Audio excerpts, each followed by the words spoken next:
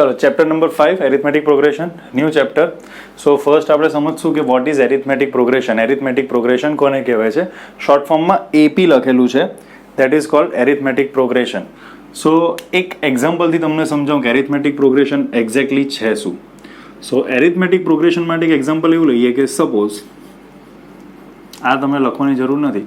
એક employ job કરે છે, એ જોબ પર લાગ્યો ત્યારે એની સેલરી હતી સે 9,000 રૂપીઝ એની સેલરી થઈ. પછી એને એવું કીધું કે એવરી યર 500 રૂપીઝનું તને ઇન્ક્રીમેન્ટ આપવામાં આવશે. એવરી યર 500 રૂપીઝનું ઇન્ક્રીમેન્ટ. તો એવરી યર 500 રૂપીઝનું ઇન્ક્રીમેન્ટ જો આપે તો આ ફર્સ્ટ યરની સેલરી, સપોઝ એ 2008માં જોબ પર જોઈન થયો, તો 2009માં એની સેલરી 9,500 રૂપીઝ થશે. 2010માં એની સેલરી 10,000 રૂપીઝ થશે. 2011માં એની સેલરી 10,500 રૂપીઝ થશે. સો ઓન, આ રીતે ચાલ્યા કરશે. તો આ જ્યારે તમે નંબર્સને જો ત્યારે નંબર્સ કઈ રીતે આવે છે? First year 9,000, second year 9,500, third year 10,000 and then 10,500 dash dash dash. તો અહીંયા આ બધા જે ડિફરન્સ છે, ફર્સ્ટ યર અને સેકન્ડ યરનો ડિફરન્સ નેગેટિવ નહીં હોય, યાદ રાખજો. તો ડિફરન્સ શું છે? સબટ્રેક્શનમાં નેગેટિવ આવી શકે બટ ડિફરન્સ નેગેટિવ નહીં હોય. તો અહીંયા ડિફરન્સ કેટલા રૂપીઝનો છે? 500 રૂપીઝનો છે. તો ફર્સ્ટ યરમાં બી 500 રૂપીઝનું ઇન્ક્રીમેન્ટ, સેકન્ડ યરમાં બી 500 રૂપીઝનું ડિફરન્સ અને થર્ડમાં બી 500 રૂપીઝનું ડિફરન્સ. સો અહીંયા કોઈ બી બે ટર્મ જે છે એટલે કે ઓર્ડર્ડ ટર્મ, બે એક પછી એક ટર્મ, એની વચ્ચેનો ડિફરન્સ 500 આવે છે. It means this is called arithmetic progression. Idea આવી? એરિથમેટિક પ્રોગ્રેશન શું છે? ફિક્સ નંબર જ એડ થવો જોઈએ. જો 9,000માં 500 ફિક્સ નંબર એડ થયો ફર્સ્ટ યરમાં, પછી 9,500માં બી એક ફિક્સ નંબર એડ થાય છે 500. જેટલા અહીંયા એડ થાય છે એટલા જ અહીંયા થાય છે અને અહીંયા પણ એટલા જ એડ થાય છે આ બેમાં. સો એક fix number throughout the progression add થાય છે. That is called arithmetic progression. બરાબર? અને આ જે બંને વચ્ચેનું 500 ડિફરન્સ છે ને, that is cold common difference. First term એક એવી હોય છે, ફર્સ્ટ જે તમારી 9,000 છે એના સિવાયની બધી ટર્મમાં એક ફિક્સ નંબર એડ થશે. So this is called arithmetic progression. Simple છે, ચેપ્ટર બી ઇઝી છે. આપણે આગળ એ ચેપ્ટર કરીએ. હવે હું તમને એરિથમેટિક પ્રોગ્રેશન જે અત્યારે સમજાયું છે આ રીતે, 9,000 ફર્સ્ટ યરની સેલરી, સેકન્ડ યર 9,500, 500 રૂપી એડ થાય છે, ડેશ ડેશ ડેશ, આ રીતે થાય છે. સમજો. તો આના પરથી આપણે ડેફિનેશન શું કરી શકીએ? An arithmetic progression is a list of numbers which can be added, which can be obtained by adding a fixed number to the preceding term except the first term. ચાલો ડેફિનેશનને અહીંયા ક્રોસ ચેક કરીએ. An arithmetic progression is a list of numbers. આ list of number છે which can be obtain, અને obtain એટલે આપણને મળે છે by adding a fix number 500 500 500 fix number add કરીએ છીએ to the preceding term. Preceding term એટલે આગળની ટર્મમાં. આ 9,500ની પ્રિસીડિંગ ટર્મ કઈ કહેવાય? 9,000. તો એમાં ફિક્સ નંબર 500 એડ કરીશું તો આ મળશે. 10,000ની પ્રિસીડિંગ ટર્મ કઈ કહેવાય? 9,500. ફિક્સ નંબર 500 એડ કરશો તો 10,000 મળશે. 10,500ની પ્રિસીડિંગ ટર્મ કઈ કહેવાય? 10,000. એમાં બી એક ફિક્સ નંબર 500 એડ કરશો તો 10,500 મળશે. Accept the first term. First term એવી છે કે જેની આગળ કોઈ ટર્મ આવતી નથી એટલે એમાં ફિક્સ નંબર એડ થશે નહીં. તો ફર્સ્ટ ટર્મ સિવાયની જેટલી બી ટર્મ છે એમાં એક ફિક્સ નંબર એડ થશે એની આગળની ટર્મમાં. બરાબર? So that is called arithmetic progression. થોડાક એક્ઝામ્પલ લઈએ. ઓકે, બીજું બી લખાઈ દઉં.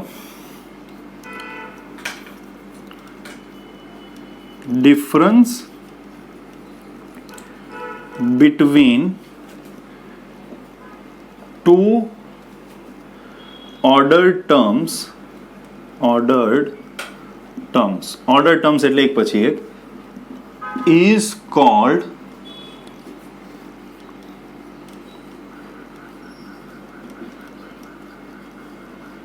common difference and denoted by small d. First term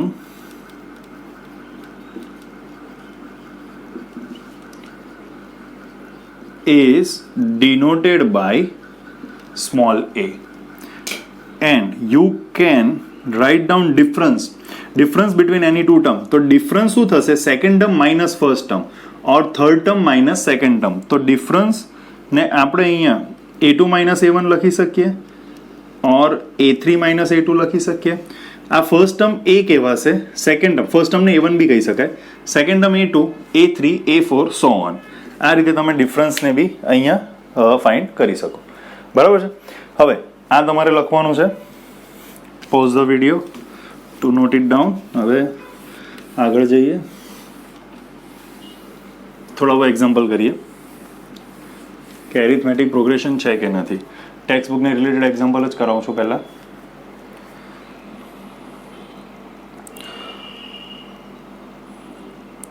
okay,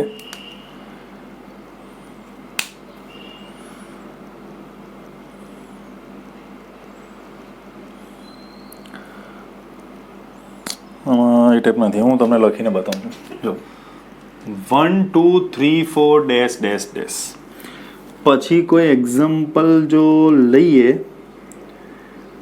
so that will be 170. આ લઈએ સો ઓન. ઓકે, જે ડિફરન્સ હોય છે ને ડી, અહીંયા તમને સમજાય તો difference D can be positive, 0 or negative. બરાબર છે.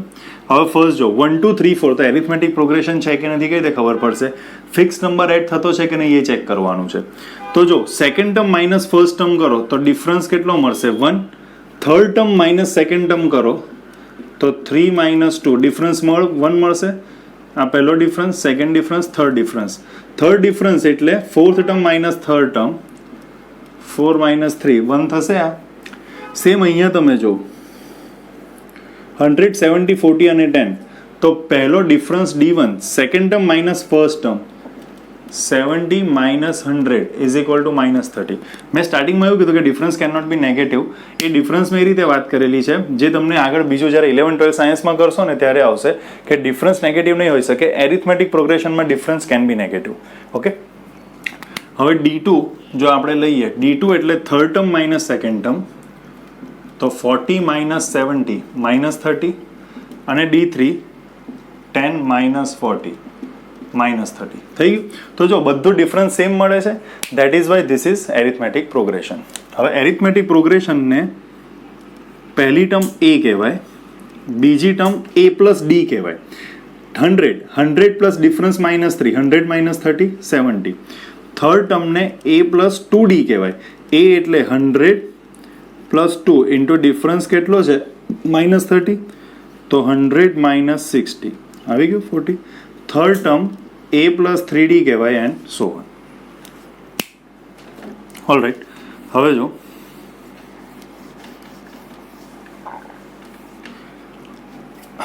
એક્ઝામ્પલથી લઈએ. હવે આમાં જે મેઇન એક્ઝામ્પલ છે તે સ્ટાર્ટ કરું છું.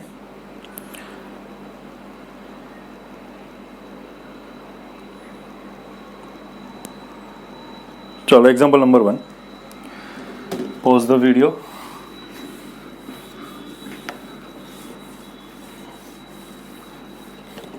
સો યોર એક્ઝામ્પલ નંબર 1,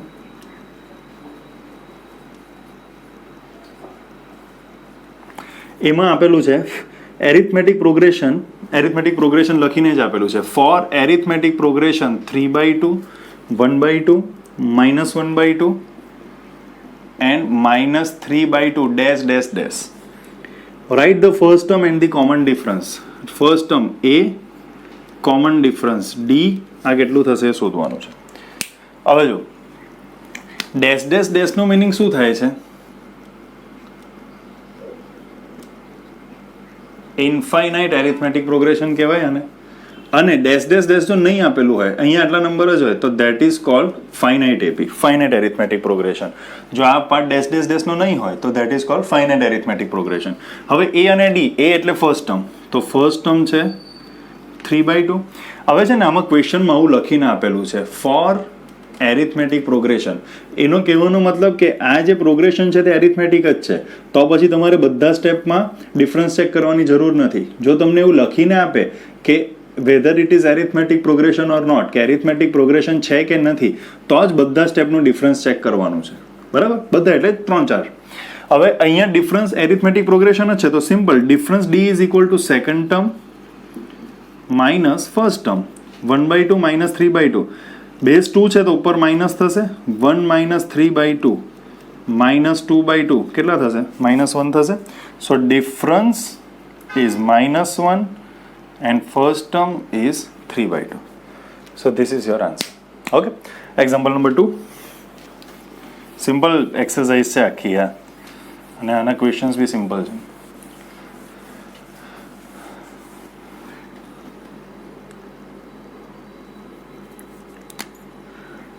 example 2 ની અંદર 4 question છે.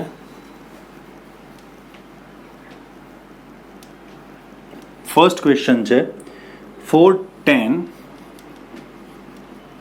16, 22 dash dash dash. Second question છે 1 minus 1 minus 3 minus 5 dash dash dash. -2 2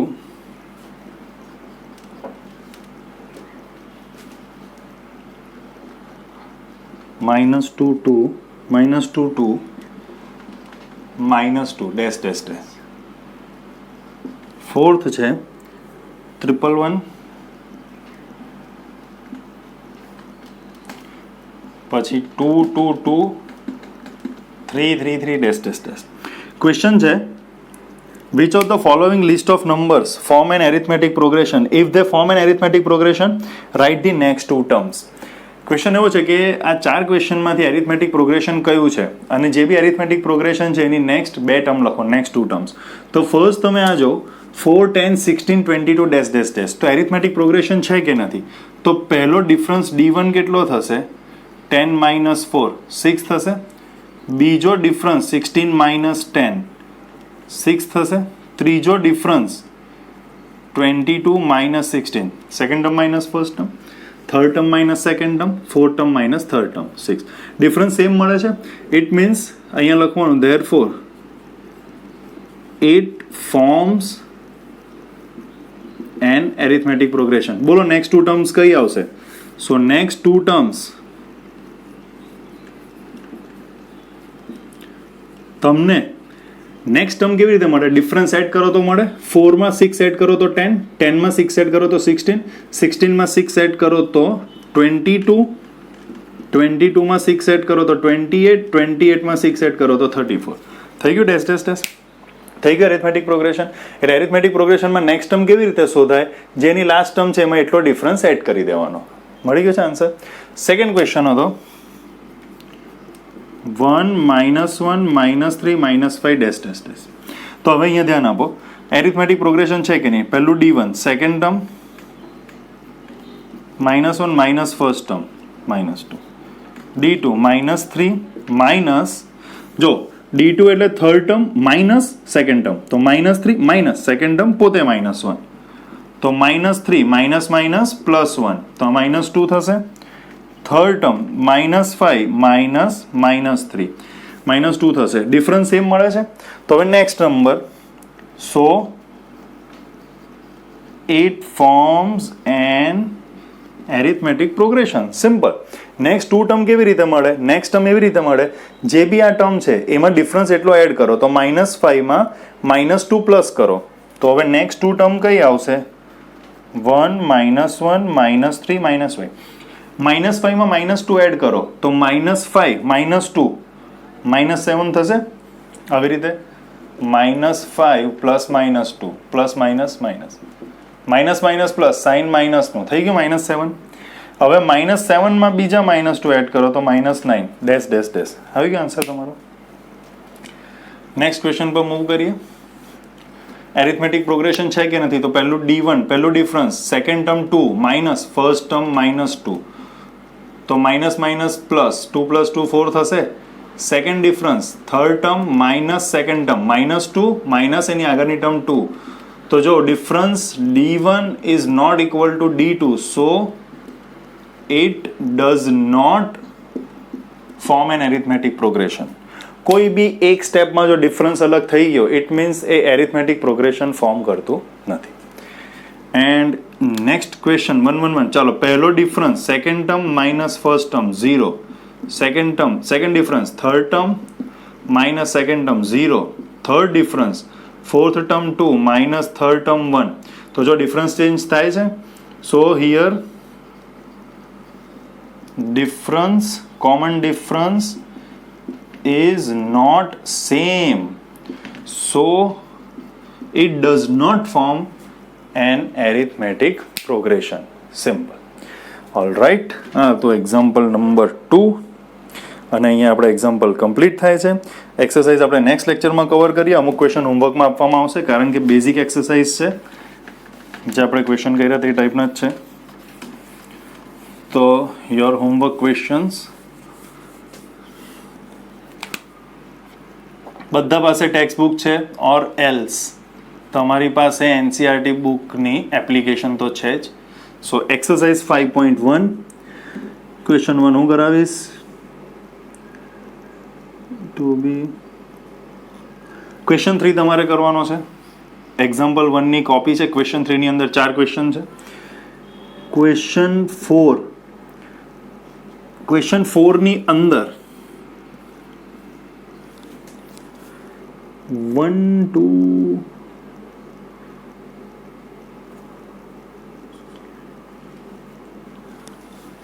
1 4 7 then 9 બસ એટલા. આ 4 ક્વેશ્ચન 3 આખો અને ક્વેશ્ચન 4માં 4 ક્વેશ્ચન તમારે હોમવર્કમાં કરવાનું છે. બાકીનું નેક્સ્ટ લેક્ચરમાં કવર કરાવીશ. બરાબર, નોટ્સ બનાવીને મને વોટ્સઅપ કરવાની છે. કંઈ બી ડાઉટ હોય તો ફોન કે વોટ્સઅપ કરી શકો છો. Thank you.